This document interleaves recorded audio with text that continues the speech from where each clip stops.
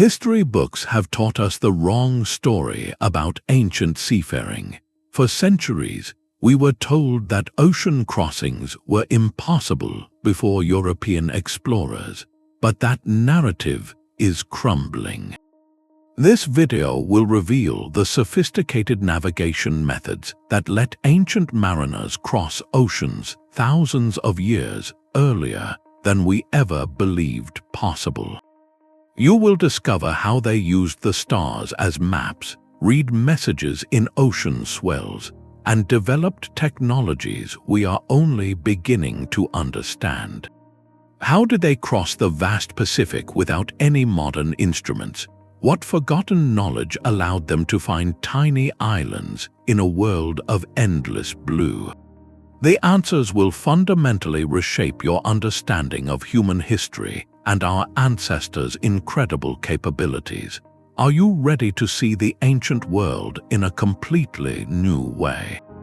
The sheer scale of their accomplishment is almost beyond comprehension.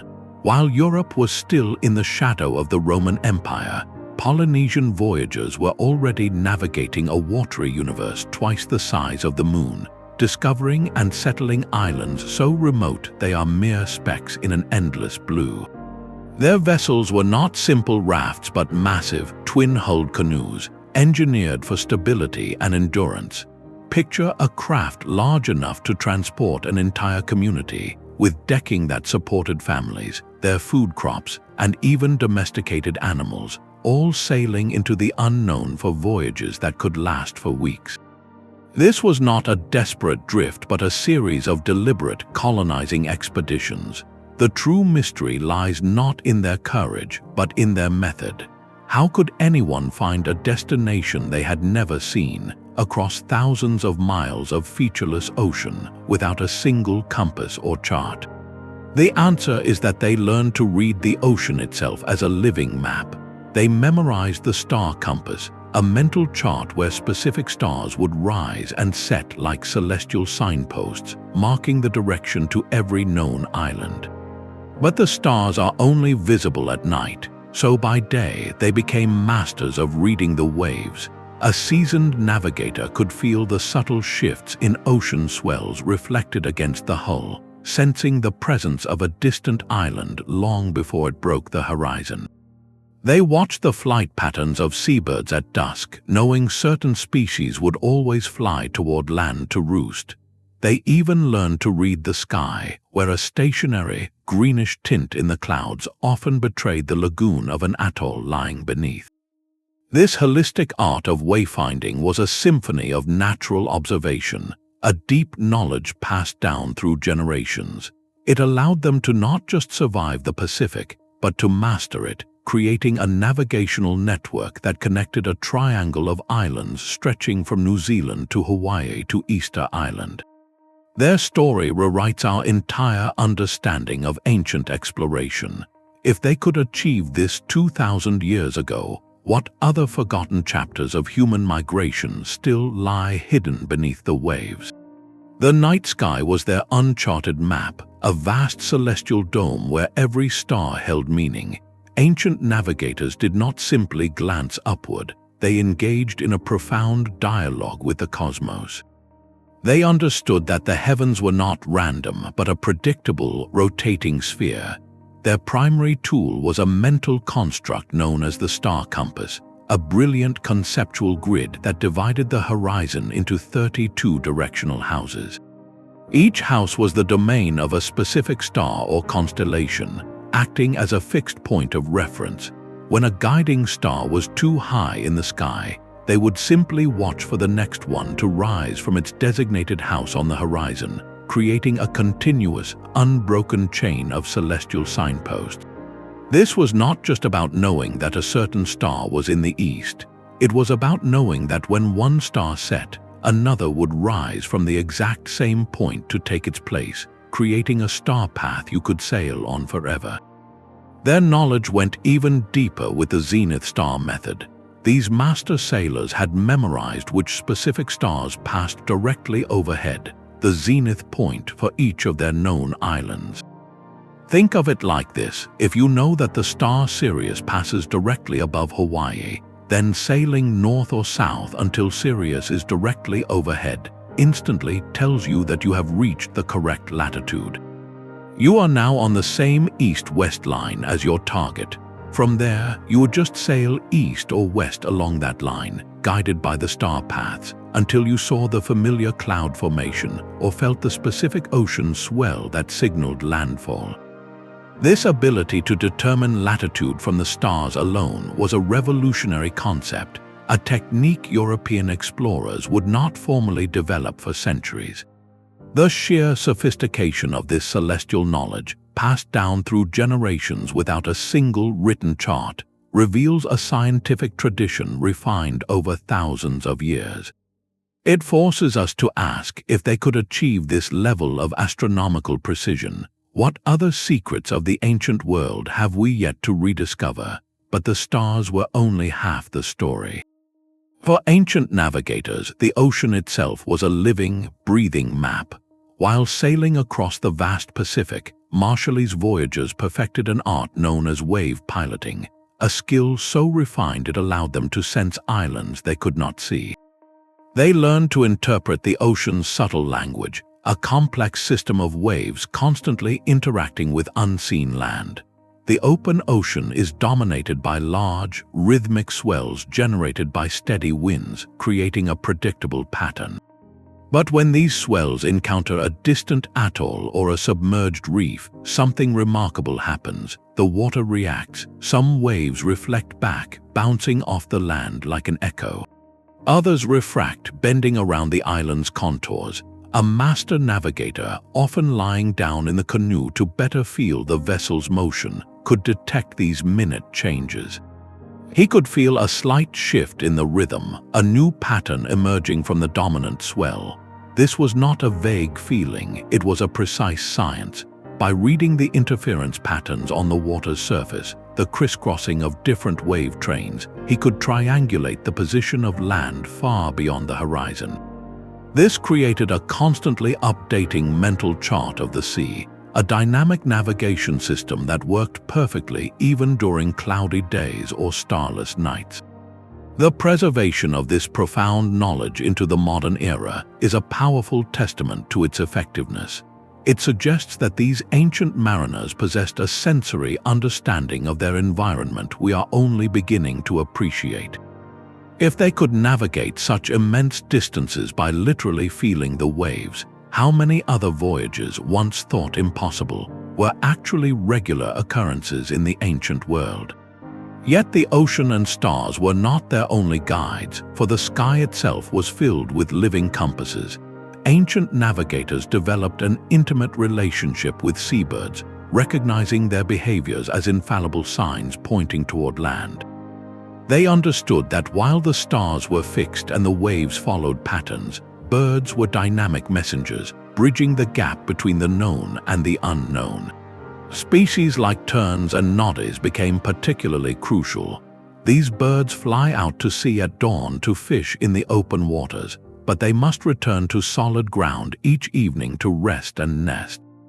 A navigator seeing these birds flying in a steady, purposeful direction at dusk knew with certainty they were heading toward an island, creating a reliable aerial highway back to safety. This knowledge transformed the vast, empty expanse into a mapped territory, where even the flight of a single bird could reveal the presence of land hundreds of miles beyond the visible horizon. The practice went beyond passive observation. There are accounts of navigators carrying birds with them on their voyages. When the direction to land was uncertain, they would release one of these feathered guides. If the bird circled the canoe aimlessly, the navigators knew they were far from any island. But if it flew off decisively in one direction, the crew would simply adjust their sail and follow its path. This was not a guess, it was a calculated technique based on deep understanding of avian biology. The Polynesians took this even further by tracking the golden plover. They noticed this particular bird's annual migration followed a precise route between Alaska and the Hawaiian Islands. By aligning their voyages with this natural, seasonal pathway, they effectively had a feathered guide leading them across thousands of miles of open Pacific. This was not a one-time lucky observation, but a systematic study of nature accumulated over countless generations. This sophisticated use of bird migration patterns fundamentally changes our perception of these early voyages. It reveals that crossing the ocean was not a matter of chance, of being lost at sea and accidentally stumbling upon new shores. Instead, it was a deliberate, planned endeavor. These mariners possessed a complex toolbox of navigation methods, each one cross-referenced and verified against the others. The stars gave them longitude, the waves gave them proximity, and the birds gave them direction. This triad of knowledge allowed for intentional exploration and colonization on a scale that seems staggering even today. It suggests a purposeful expansion across the planet, guided not by luck, but by a profound and carefully preserved understanding of the natural world. If they could harness the instincts of birds to find their way, what other partnerships with nature have we forgotten in our modern age? Above the waves and beyond the birds, the sky itself held the final piece of the navigational puzzle. Ancient sailors learned to read the clouds as if they were a celestial bulletin board, broadcasting the location of unseen islands. While a casual observer might see only a beautiful sky, a master navigator saw a dynamic map painted with vital information. The principle was simple in concept but profound in its application. An island with its elevated terrain and warmer landmass disrupts the smooth flow of air. This interruption forces moist air upward where it cools and condenses, forming clouds that tend to cling stubbornly in place above the land, even when winds are blowing. Spotting a stationary, pileous cloud on an otherwise moving horizon was a near-certain sign of land beneath it, but the clues went deeper than just shape and movement. The very color of the clouds carried messages. A cloud over a lush, forested island would often appear darker at its base, tinted by the reflected green of the canopy below. More remarkably, they observed the phenomenon of cloud glow. Over a shallow coral atoll, the brilliant white sand and turquoise waters of the lagoon reflect sunlight upward, casting a distinctive, greenish-golden light onto the base of the clouds above. This ethereal glow became an unmistakable beacon, signaling a safe lagoon and a resting place long before the thin strip of land itself was visible. This was not guesswork, it was a refined science. Pacific Island navigators developed elaborate mental classification systems, categorizing cloud types by their shape, color, and behavior, each with its own specific navigational meaning. A certain formation might indicate a high volcanic island, while another signaled a low-lying atoll. This knowledge allowed them to confidently sail toward a target they could not see, detecting islands from astonishing distances of over 50 miles away. Such sophisticated meteorological understanding could not have been developed overnight. It implies a deep, cumulative knowledge, refined through countless generations of oceanic experience and careful observation. This ability to read the sky's subtle messages confirms that their voyages were acts of deliberate, skilled exploration. They were not lost at sea, hoping for a lucky break. They were following a clearly marked highway written in the language of the natural world.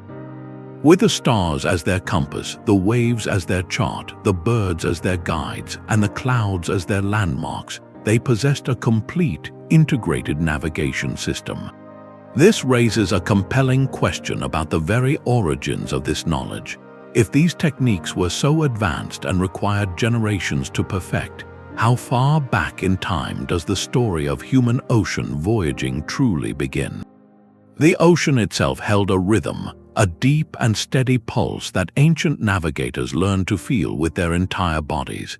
This was the fifth method of wayfinding, a practice of profound physical connection where the vessel became an extension of the navigator's own senses.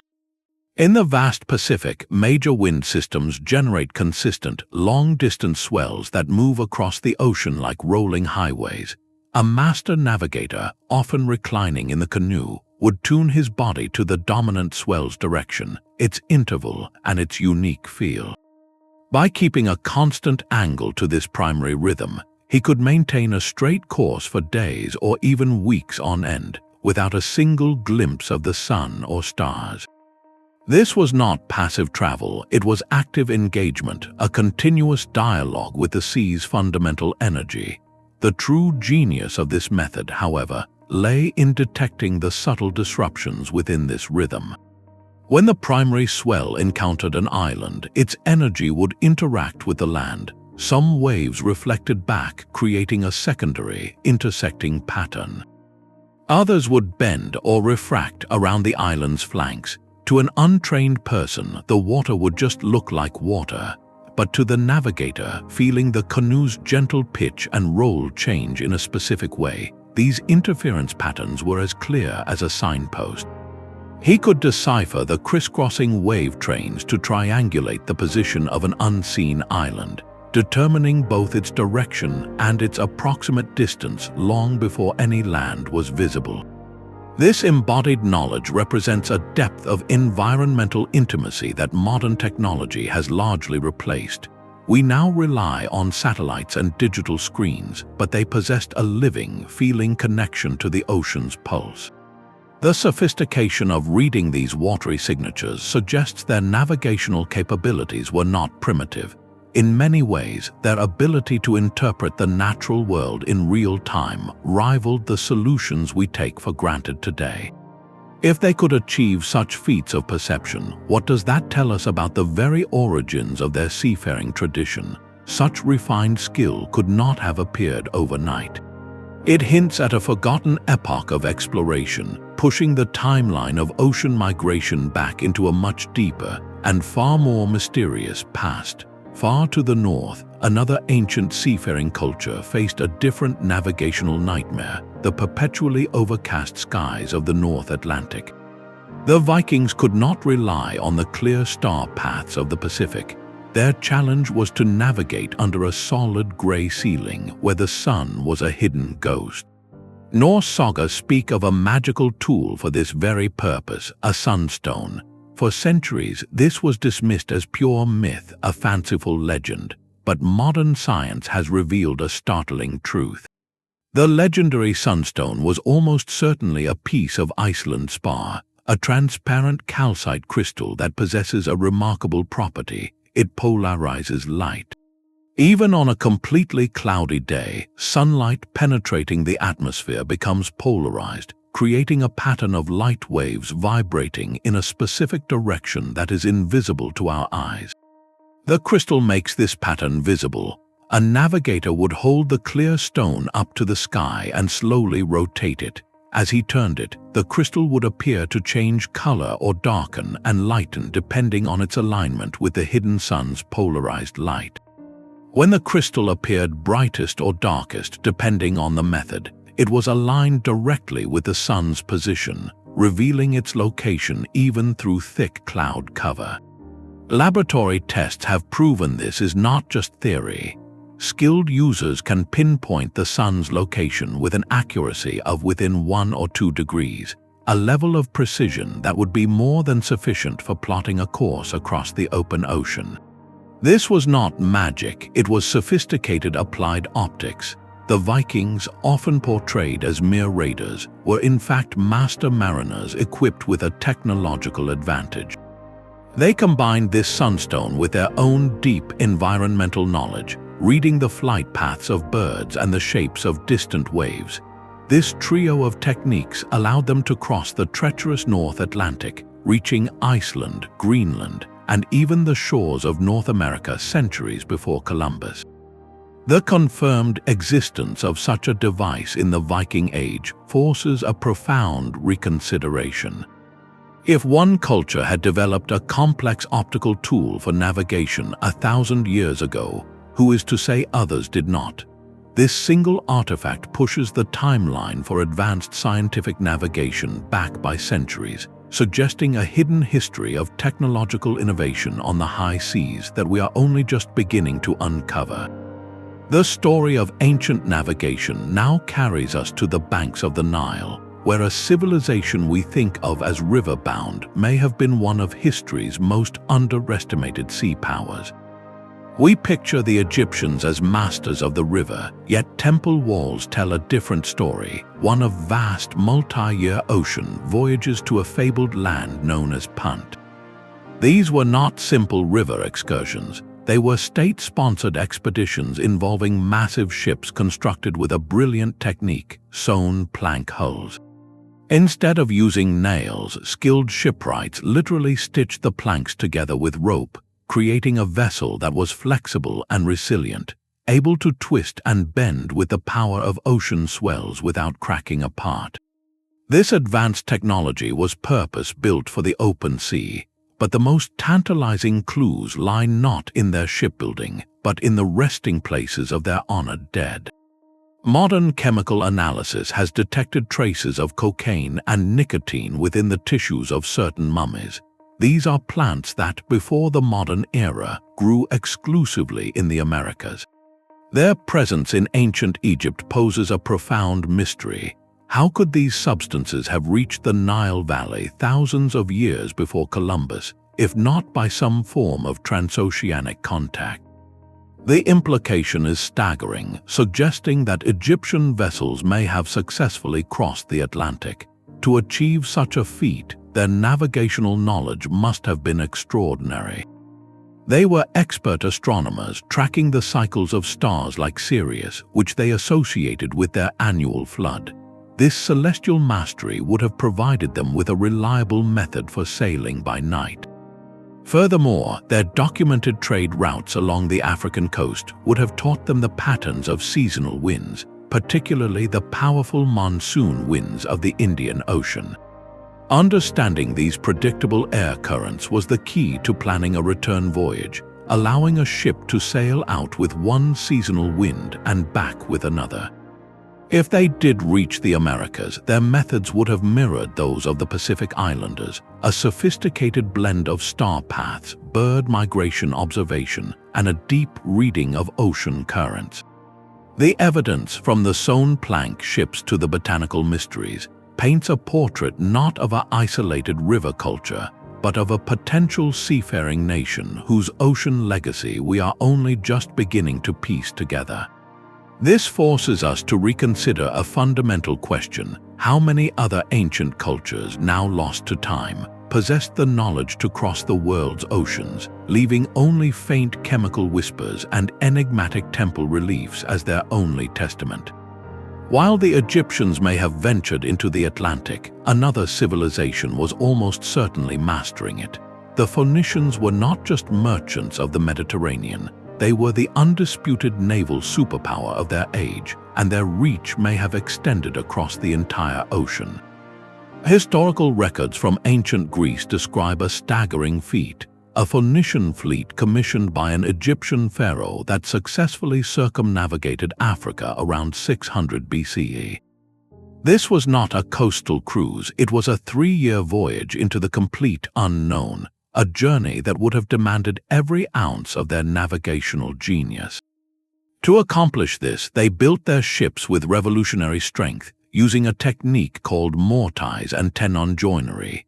Think of it as a master woodworker crafting a piece of furniture, where perfectly carved wooden pegs lock planks together without a single nail, creating a hull so robust it could withstand the relentless pounding of Atlantic waves. This was technology far beyond simple rafts. It was engineering for the open sea. Their celestial knowledge was equally advanced. While sailing the northern hemisphere, they relied on the North Star, which holds almost perfectly steady in the night sky. By measuring the angle of this star above the horizon, a Phoenician navigator could accurately determine his latitude, knowing exactly how far north or south he was from his home port. This single skill transformed the trackless ocean into a grid, allowing for intentional voyages to specific destinations and, crucially, for a safe return. The most controversial evidence, however, points to an even more audacious journey. Inscriptions carved into stone found in Brazil, bear a striking resemblance to ancient Phoenician script.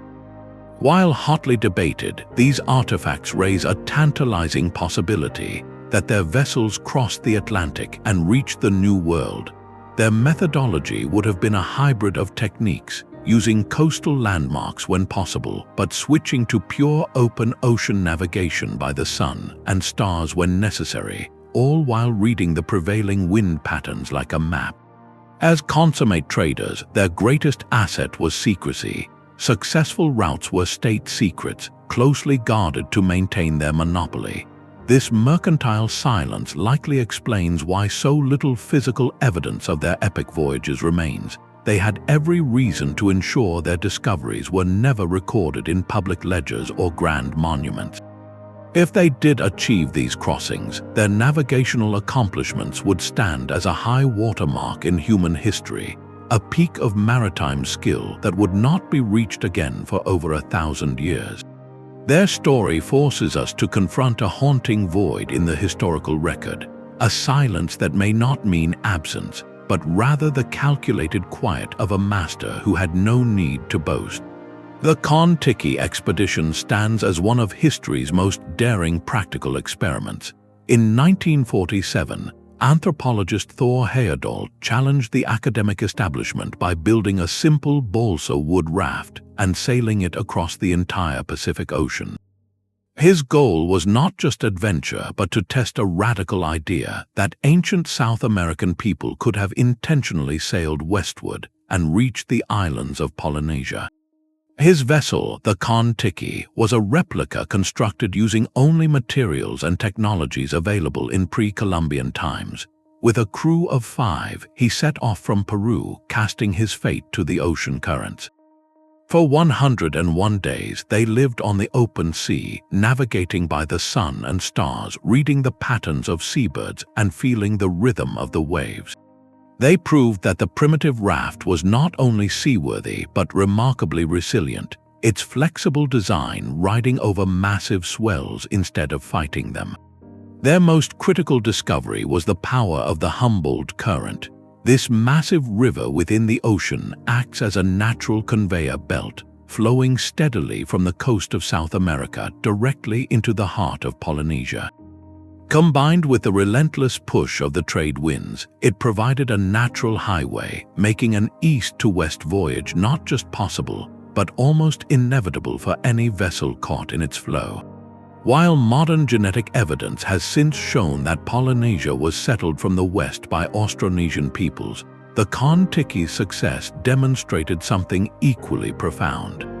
It proved that the ocean was not an impenetrable barrier but a connector. The possibility of later contact, of cultural exchange across this vast expanse could no longer be dismissed.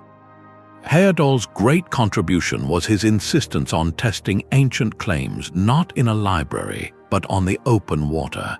He reminded the world that the true capabilities of ancient mariners can only be understood by experiencing the ocean as they did, using the same tools and facing the same elemental forces. His journey, a spectacular success in its own right, opened the door to a new way of thinking, one where the impossible voyages of the past suddenly seemed not just plausible but repeatable. The timeline of ancient ocean travel stretches back far further than we ever imagined, deep into the very dawn of human migration. Reaching the continent of Australia over 65,000 years ago was itself a monumental feat of seafaring. Even with lower sea levels, that journey from Southeast Asia was not a single, simple crossing. It required a series of intentional voyages across visible but daunting water gaps, navigating through the islands of Indonesia in what must have been the world's first great maritime expansion.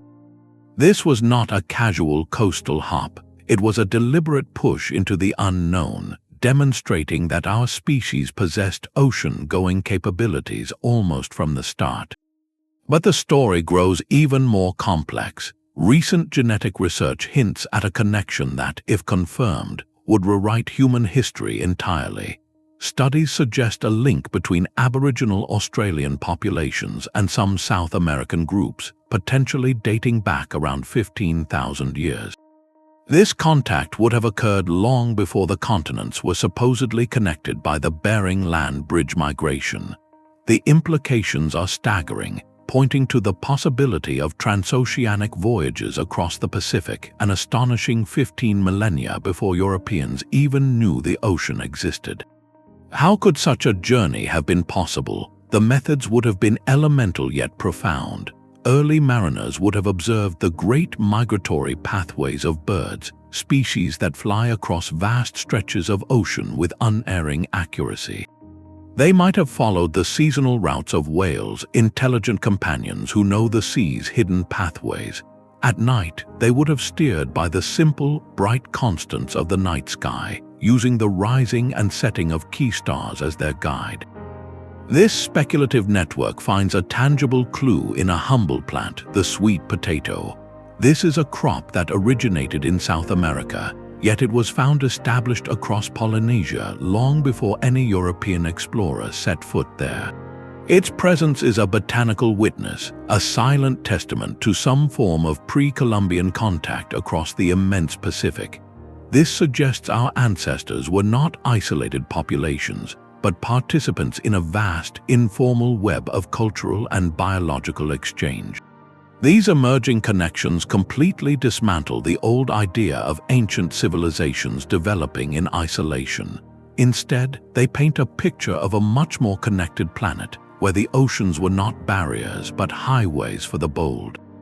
If our ancestors were crossing these watery expanses tens of thousands of years ago, what other lost voyages still lie buried, waiting to be uncovered by the persistent curiosity of a new generation?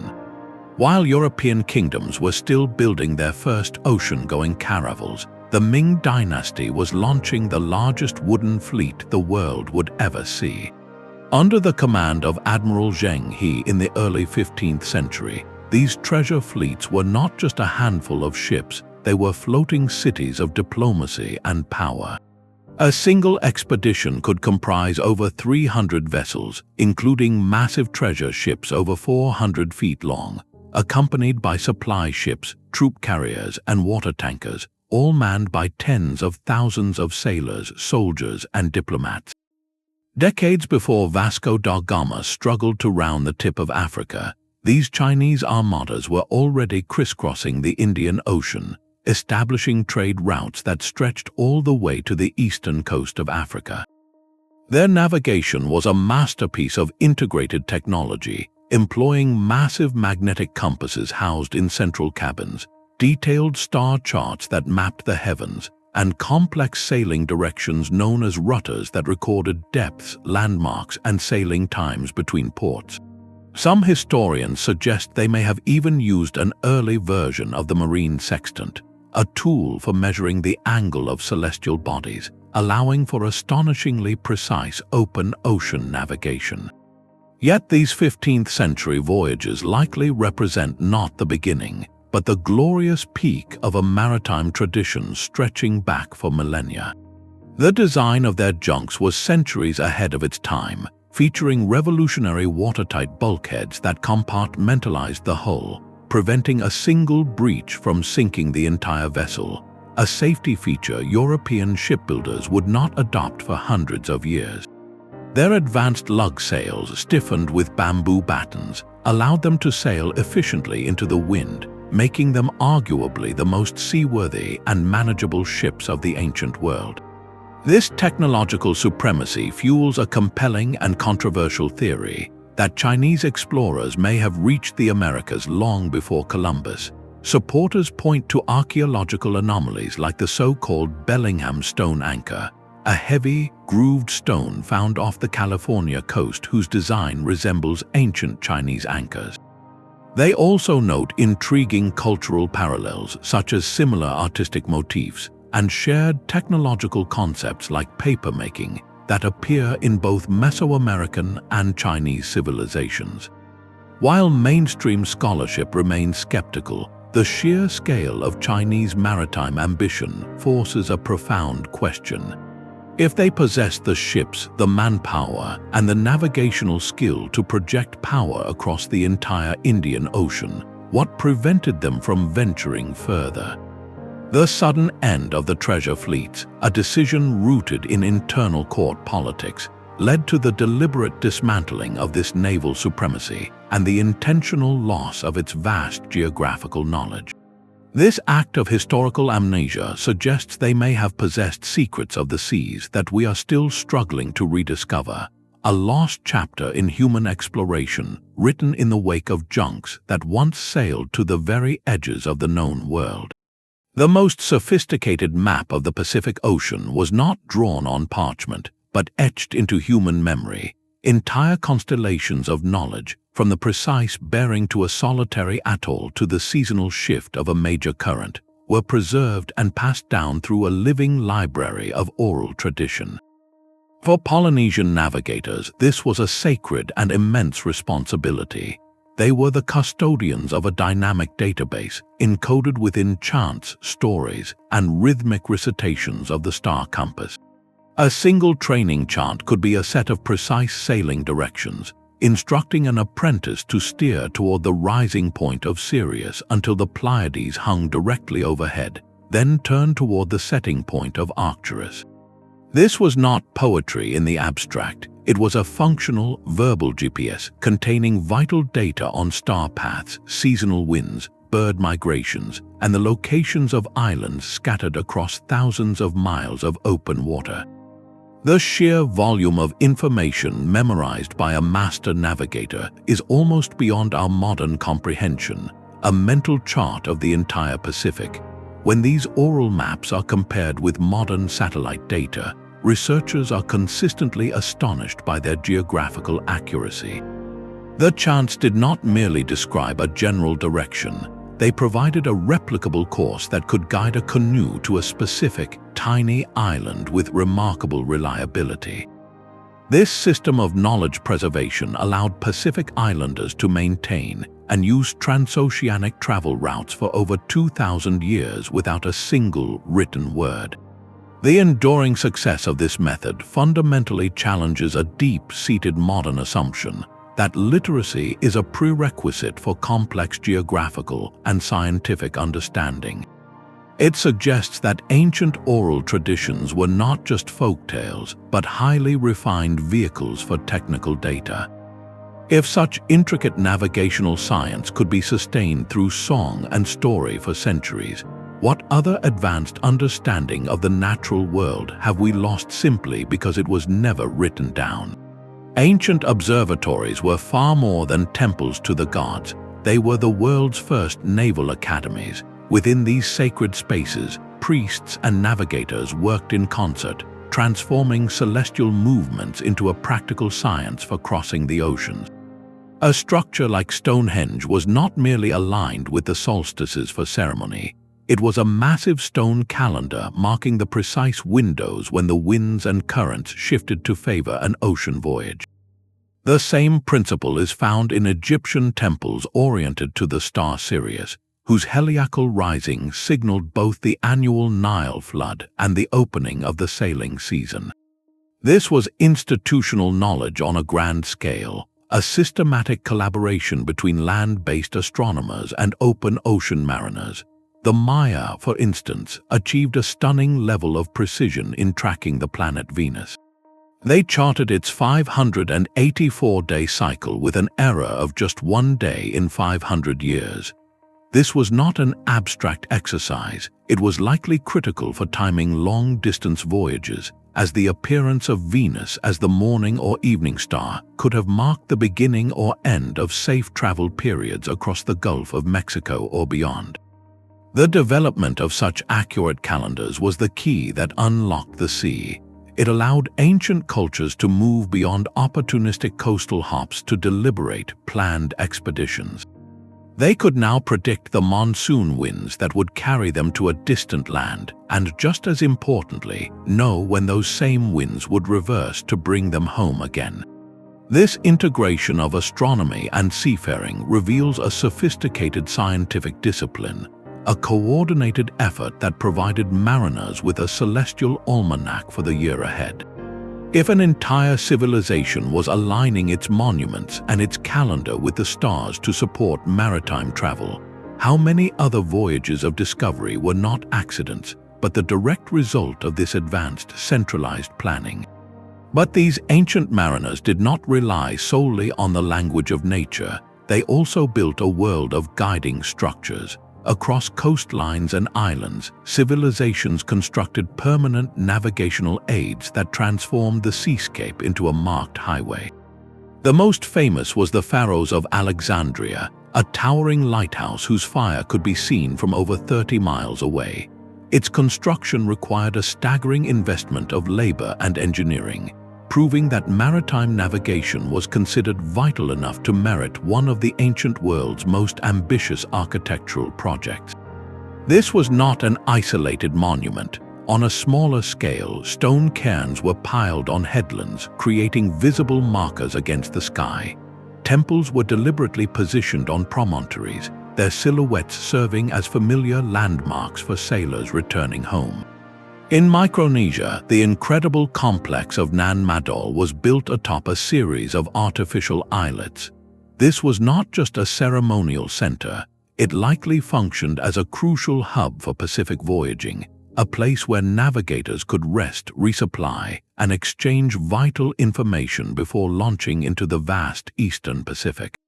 The very existence of these structures reveals a profound shift in our understanding. They were not built for a single, desperate voyage, but for regular, established maritime traffic. A temple aligned with the solstice sunrise was not just a calendar, it was a fixed directional beacon. A sailor approaching a coastline could line up the entrance of a specific temple with a known mountain peak to guide his vessel safely into a hidden harbor. This network of constructed waypoints implies organized trade routes and repeat journeys. The enormous resources required to build a lighthouse or raise an artificial island from a lagoon floor tell us that ocean travel was central to the economy and identity of these cultures. Such permanent infrastructure could only be justified if the sea lanes were busy and economically critical. This tangible evidence on the ground and in the water strongly suggests that transoceanic contact was not a rare accident, but a regular feature of a much more interconnected ancient world than we have ever allowed ourselves to believe. Ancient mariners possessed a secret weapon that moved with its own innate sense of direction, the animals that traveled alongside them.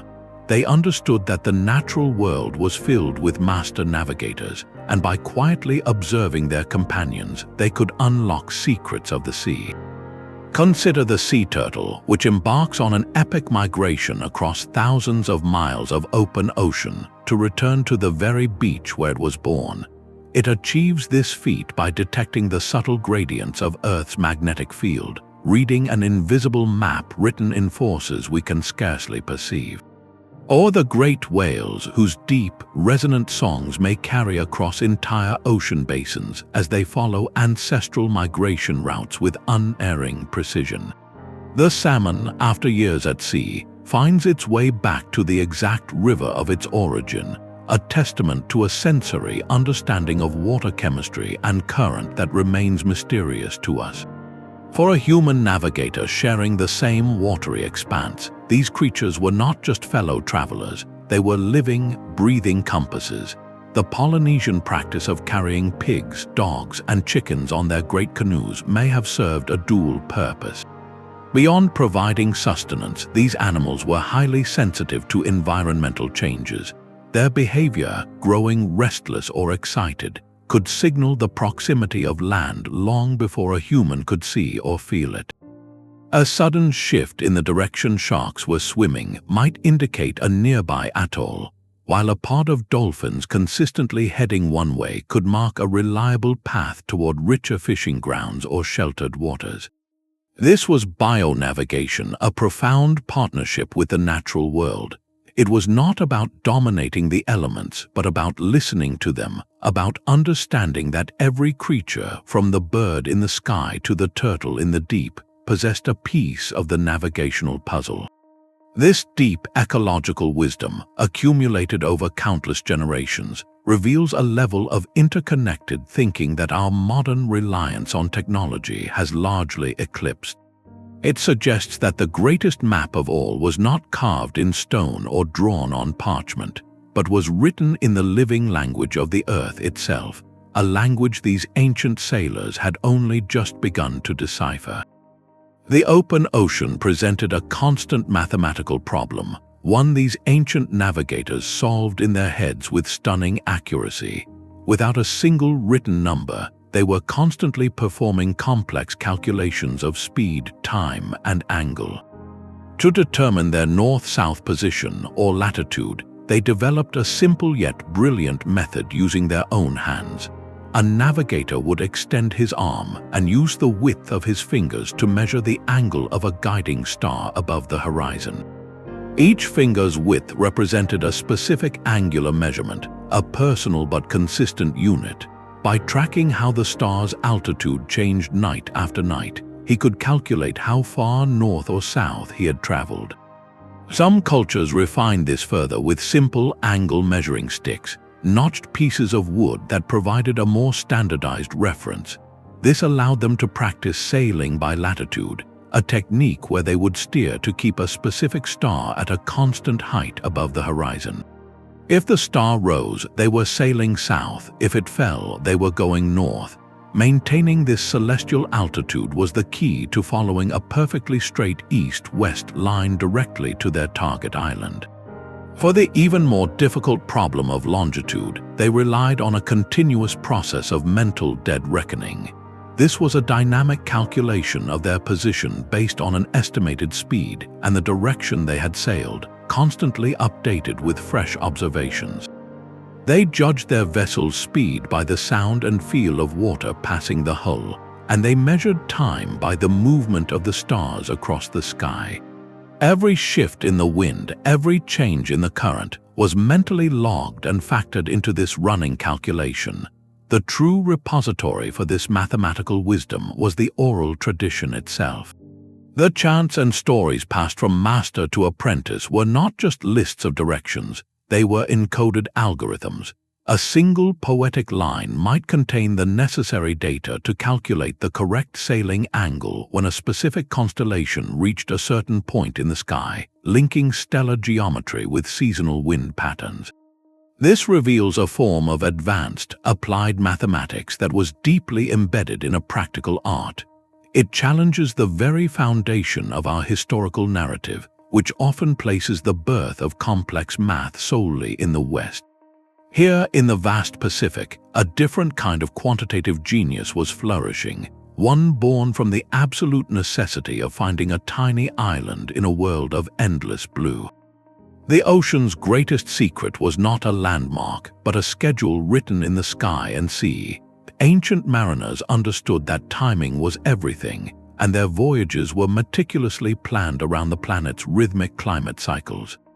For the Vikings, the era of their most daring Atlantic crossings coincided precisely with the medieval warm period, a centuries-long stretch of unusually mild temperatures. This was no coincidence. Milder conditions meant less Arctic sea ice, opening northern passages that were normally impassable. It also meant more predictable and favorable winds, transforming the treacherous North Atlantic into a viable highway for their longships to reach Iceland, Greenland, and the coast of North America. Their expansion was not just a product of ambition, but of a temporary climate window that made such journeys possible. This pattern of climate-savvy navigation was a global phenomenon. In the Pacific, the settlement of the most remote islands may have been triggered by similar shifts. While the dominant trade winds blow steadily from east to west, ancient navigators knew that these patterns were not permanent. They developed a profound understanding of seasonal monsoon winds, which reverse direction with the time of year, creating a natural shuttle system across the Indian Ocean. A merchant could sail from Arabia to India on the winter monsoon and then catch the summer monsoon for a guaranteed return trip. This was not fighting the ocean, it was dancing with it, using the planet's own respiratory system as a propulsion engine. The most sophisticated insight may have been their awareness of larger, periodic cycles like the El Niño Southern Oscillation. During a strong El Niño event, the usual wind and current patterns across the Pacific can reverse entirely. For a culture with deep generational memory, these periodic shifts would have been recognized not as anomalies but as opportunities. An El Niño could have created a temporary navigation window, a rare chance for a westward sailing culture to make an eastward voyage, perhaps explaining some of the most puzzling long-distance contacts. This climate-aware navigation fundamentally changes our perception of their capabilities. We often imagine these voyages as brutal struggles against the elements, but for the masters of the sea, it was a partnership. They possessed a meteorological wisdom that allowed them to harness the planet's own energy, waiting for the moment when the ocean itself would offer a path. This suggests their greatest skill was not just in reading the stars, but in reading time itself, understanding that the sea had its own seasons for discovery. The true instrument for crossing the ocean was not the canoe, but the human mind. Beyond the stars and the swells lay the most demanding challenge of all, the psychological battle against a vast and featureless expanse. A Pacific Island navigator would embark on a weeks-long voyage holding the image of his destination island firmly in his mind's eye, a technique known as etak.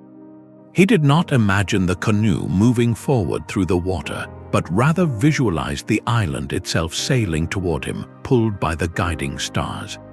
This constant mental projection required an almost superhuman spatial awareness, a dynamic cognitive map that continuously updated his position relative to the unseen target. To lose this internal picture was to become truly lost, no matter how many physical signs he could still read. Maintaining this intense focus demanded rigorous mental discipline. Navigators followed strict protocols to preserve their cognitive sharpness, adhering to regulated sleep cycles even when the sea was calm. They consumed specific diets believed to enhance concentration and engaged in meditative practices to quiet the fear and doubt that could cloud their internal compass. This was not a mere technical skill, it was a profound cultivation of mental resilience. Sailing for weeks without any external confirmation or modern reassurance systems was a test of spirit as much as of seamanship. The navigator had to trust his own senses, his training, and the accumulated knowledge of his ancestors against the overwhelming evidence of an empty horizon. This cognitive dimension reveals that ancient exploration was as much an inward journey as an outward one. It suggests that these cultures developed and celebrated forms of intelligence we are only beginning to measure, mental capabilities that modern technology has rendered dormant but not extinct. Their achievement forces us to wonder what other depths of human potential remain untapped, waiting not for a new gadget, but for a reason to once again look within. Beneath the waves lies a hidden archive of human history, a sunken library of shipwrecks and submerged settlements that is fundamentally rewriting our story. While ancient texts can be lost or misinterpreted, the ocean floor preserves tangible evidence, and what it is revealing is astonishing. Off the coast of Turkey, the discovery of the Uluburun shipwreck from the late Bronze Age around 1300 BCE shattered previous assumptions. This was not a simple trading vessel but a cosmopolitan cargo ship carrying a breathtaking assortment of goods, from African ebony and Baltic amber to Cypriot copper and Canaanite jewelry, representing at least 7 different civilizations. Here was undeniable proof of a complex international maritime trade network operating over 3,000 years ago, a globalized economy on the waters long before we thought it possible. This pattern of underwater evidence continues to challenge our timelines. The suggestion of Phoenician shipwrecks in the Atlantic or Roman artifacts found in Brazil points to voyages far beyond the accepted boundaries of the ancient world. Similarly, coastal archaeological sites are being uncovered that are thousands of years older than traditional models predicted, indicating that human migration via the sea happened much earlier and was far more widespread. These are not isolated anomalies but a growing collection of clues, perhaps the most poignant evidence lies in landscapes now lost to the sea. Vast areas like Doggerland, which once connected Britain to mainland Europe, were thriving habitats before being swallowed by rising waters at the end of the last ice age. The remains of ancient ports and settlements now sit on submerged continental shelves, silent witnesses to coastal communities and their maritime activities that we can only partially glimpse. Every advance in underwater technology, from sophisticated sonar mapping to deep-sea submersibles, pulls another page from this sunken archive. With each discovery, the timeline for sophisticated ocean voyaging is pushed further back into the deep past. The cumulative weight of this archaeological evidence suggests a clear, though still emerging, picture. Our ancestors were not landlubbers who cautiously crept along coasts, but were intrepid mariners who built ships capable of crossing oceans and established trade routes that connected distant cultures. The most profound implication is that a significant portion of our maritime history is not missing, but simply waiting, preserved in the silent, deep blue vault of the sea, ready to reveal voyages we still consider impossible.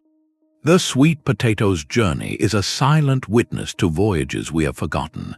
This humble root vegetable, native to South America, was already an established crop across Polynesia when European explorers first arrived.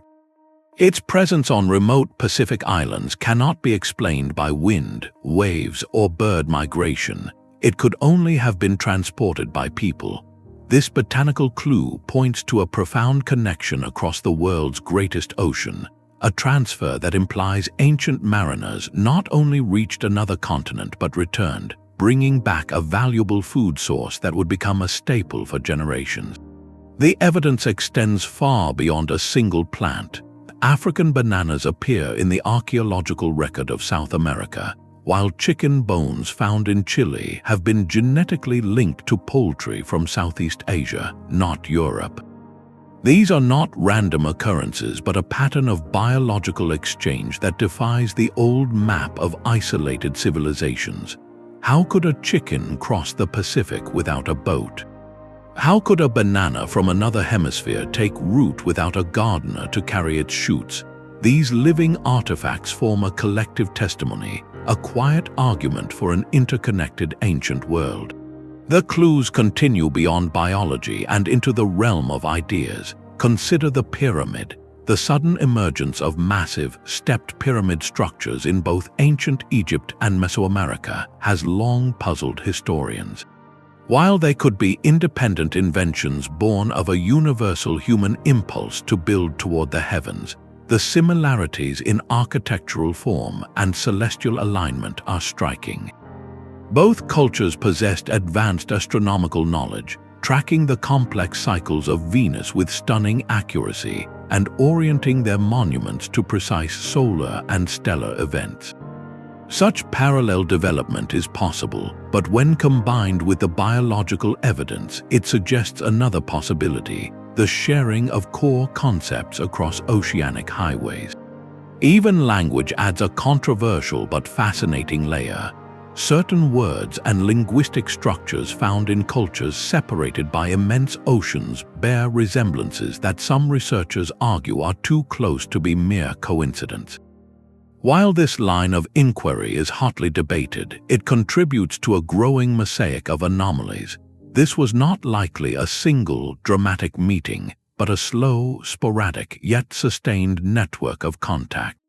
Think of it not as a constant transoceanic trade route, but as a series of chance landfalls and intentional voyages that, over centuries, created a subtle web of exchange. A technology for growing a new crop, a method for tracking a star, a design for a better boat, these ideas could have been passed from one culture to another, slowly diffusing across the globe. This collective evidence challenges the very foundation of our historical narrative. We are asked to believe that entire civilizations developed in perfect isolation, yet the sweet potato, the banana, and the pyramid suggest a different story. They hint at a forgotten age of exploration, where the oceans were not impenetrable barriers but dynamic connectors. facilitating a dialogue of plants, animals, and ideas that shaped the ancient world in ways we are only beginning to comprehend. The ancient art of wayfinding was on the verge of vanishing forever, its secrets just one generation from being lost to the modern world. Then came a remarkable revival, a navigation renaissance that began with a single canoe and a profound mission. In the 1970s, the Polynesian Voyaging Society constructed Hokule'a, a replica of a traditional double-hulled voyaging vessel. Their goal was not just to build a boat, but to resurrect an entire system of knowledge. The challenge was immense, for the true navigators who held the old ways in their memory were few and far between. Their breakthrough came with Maupiailug, a master navigator from the small Micronesian island of Satawul. He was one of the last individuals trained from childhood in the complete, ancient methods of non-instrumental navigation. With patience and deep cultural respect, he began teaching a new generation how to read the star compass, interpret ocean swells, and trust the signs written in the natural world. In 1976, Hokule'a, guided solely by Mau's traditional knowledge, successfully sailed from Hawaii to Tahiti. This was not a symbolic gesture. It was a rigorous scientific validation of a method many scholars had dismissed as legend. The voyage proved that the settlement of the Pacific was not a series of accidental drifts, but a deliberate, masterful act of exploration. The success ignited a cultural fire across Polynesia, reconnecting people with a heritage of oceanic prowess they thought was gone. This living experimentation provided something pure archaeology could not: the tangible, physical proof of how these techniques function in the real, unpredictable ocean. It demonstrated the immense mental stamina required, the constant sensory awareness, and the deep trust in ancestral knowledge. Inspired by this triumph, similar movements have since emerged around the globe. In Scandinavia, meticulously reconstructed Viking ships are testing the capabilities of Norse design on the open Atlantic. In South America, expeditions on traditional reed boats explore the feasibility of ancient contacts along the Pacific coast. Each of these projects moves beyond theory, offering a visceral understanding of the challenges and capabilities of ancient mariners. They transform historical speculation into lived experience, forcing us to fundamentally reconsider the technological and intellectual landscape of the ancient world. If a reconstructed canoe can cross an ocean using only the stars and the sea, then our entire timeline of human exploration may be resting on the surface of a much deeper and far more capable history. Computer simulations are now charting these forgotten voyages, transforming speculation into quantifiable data. Researchers build digital models of ancient oceans, inputting every conceivable variable, from the precise sailing speed of a Polynesian canoe to the relentless pull of the Humboldt current. These are not simple video games, but complex probability engines that run thousands of virtual journeys to see which ones succeed.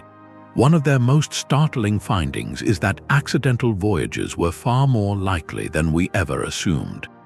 A simple raft caught in the right current could indeed be carried across the vast Pacific from South America to Polynesia, a journey of many months where survival was statistically possible.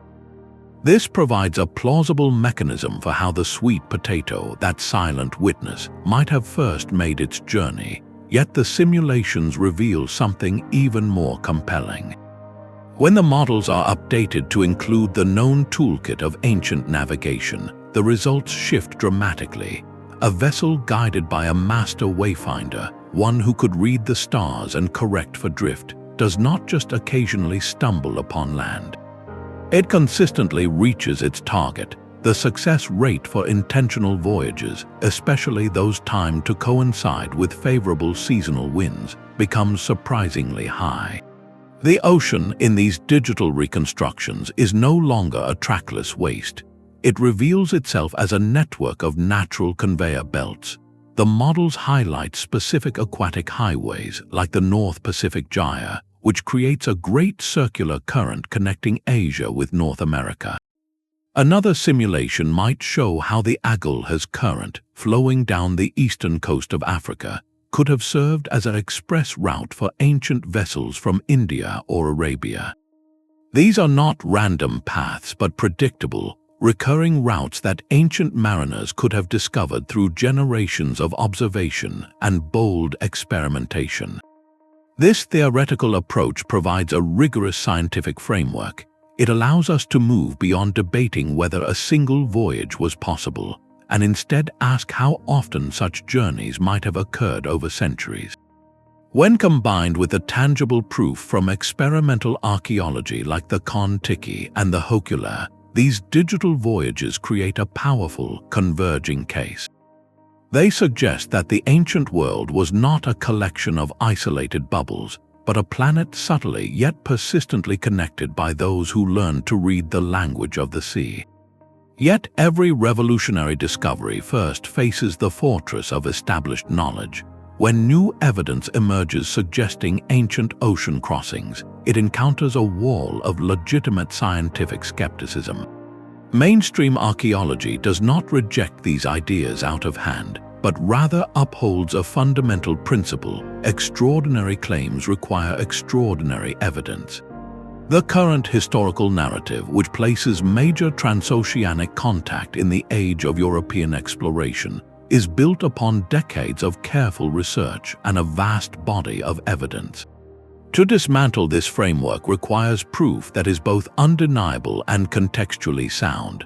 The field carries the memory of past sensational claims that ultimately collapsed under scrutiny, from fraudulent artifacts to misunderstood natural formations. This history has instilled a necessary caution, a protection against rewriting human history based on premature enthusiasm. The physical evidence for ancient seafaring is also notoriously elusive. How do you prove a voyage? Wooden ships rot away, rope rigging disintegrates, and what remains are fragments, a single shard of pottery or a stone tool found in a puzzling location. These tantalizing clues are often open to multiple interpretations. Was an object carried by human hands across an ocean, or did it arrive through centuries of trade passed from one neighboring village to the next? The ambiguity inherent in a solitary artifact makes it insufficient on its own to overturn a paradigm. Compounding this challenge are the silos between academic disciplines. An archaeologist might focus on material remains, a geneticist on population DNA, and a linguist on the migration of words. Each specialist examines a single piece of the puzzle, but without a shared framework to assemble them, the bigger picture can remain obscure. A genetic link between distant populations might be dismissed by an archaeologist who sees no corresponding evidence in the soil, while a suggestive artifact might be ignored without corroborating biological data. This necessary, methodical skepticism is the bedrock of good science, ensuring that our understanding of the past is built on a solid foundation. Yet this very rigor can sometimes blind us to patterns that emerge only when all the fragments are viewed together. The sweet potato in Polynesia, the nicotine in Egyptian remains, the similarity in pyramid design, these are all individual anomalies, but when you lay them side by side, they begin to form a pattern that our current historical models struggle to contain. The true scientific challenge, then, is to navigate between the sila of reckless speculation and the Charybdis of rigid orthodoxy. How do we remain open to rewriting history while still demanding the proof that such a rewrite deserves? This tension is not a flaw in the process, but the very engine of discovery, pushing us to look deeper and question more thoroughly until the whispers from the past become a voice we can no longer ignore. The silent evidence we already possess is only the beginning. The next great chapter in this story will be written not with shovels but with satellites and sequencers. Imagine the power of advanced DNA analysis applied to ancient human remains from across the globe. As these techniques grow more sensitive, they may detect faint but undeniable genetic signatures, revealing a single individual from Japan buried on the coast of South America, or a person from North Africa resting in ancient Britain. These would not be theories, but direct biological records of journeys we can scarcely conceive, mapping a hidden web of human movement across the seas. At the same time, our view beneath the waves is expanding exponentially. Autonomous underwater drones equipped with high-resolution sonar are now scanning the continental shelves, those vast plains drowned by rising sea levels at the end of the last ice age. They are discovering the outlines of submerged settlements, ancient river channels, and potential harbors that served as waypoints for the first mariners. These sites, preserved in the cold, dark depths, are time capsules, potentially holding the wooden hulls of early boats and tools that simply could not survive on land. Even the artifacts we already have are beginning to speak a new language. Isotope analysis acts like a geological passport, tracing a piece of obsidian or pottery back to the specific mountain or quarry where its material was formed. A stone tool found in Polynesia, when analyzed, might reveal its origin to be a quarry in Chile, directly charting a transoceanic voyage on a molecular level. This technology can reconstruct entire trade routes, showing us not just that people moved, but precisely what they carried with them and where it came from. The very timeline of this expansion is becoming sharper. Improved radiocarbon dating methods are refining our chronology, tightening the window for when specific islands were first settled, and revealing the astonishing speed at which some of these voyages must have occurred. When we combine this with sophisticated computer models of ancient climates, we can simulate the ocean currents and wind patterns of 10,000 years ago. We can see the temporary windows that opened, the periods when an El Niño event might have made a westward Pacific crossing possible, or when the North Atlantic was unusually free of ice. We are no longer just digging for clues, we are assembling a vast, interconnected digital and scientific tapestry. The convergence of these technologies points toward an inevitable and dramatic rewriting of our maritime history in the coming decades. The most profound confirmation of ancient ocean crossings may not come from a single spectacular shipwreck, but from the quiet, cumulative weight of countless data points, all pointing in the same direction. What if the most epic voyages are not recorded in any chronicle, but are waiting to be read in the subtle chemistry of a bone, the magnetic signature of a stone, or the ghostly outline of a village on the seafloor? The greatest discoveries are not behind us, they are waiting for the right technology to give them a voice. This realization forces us to see the ancient world not as a collection of isolated lanterns, but as a planet illuminated by a vast, flickering network of communication.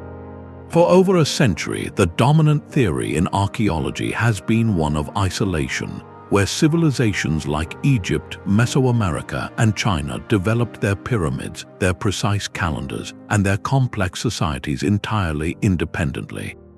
It is a model built on the assumption that oceans were impermeable barriers.